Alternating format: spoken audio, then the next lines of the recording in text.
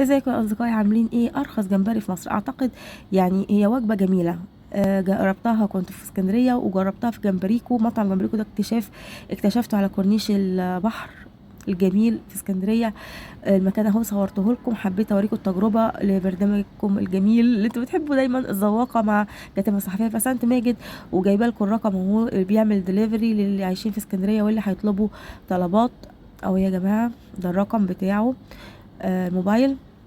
so fast so yummy، ده تقريبا الكلمة اللي كاتبها على شعاره اهو. انا عايزه اقول لكم التجربه بجد تحفه.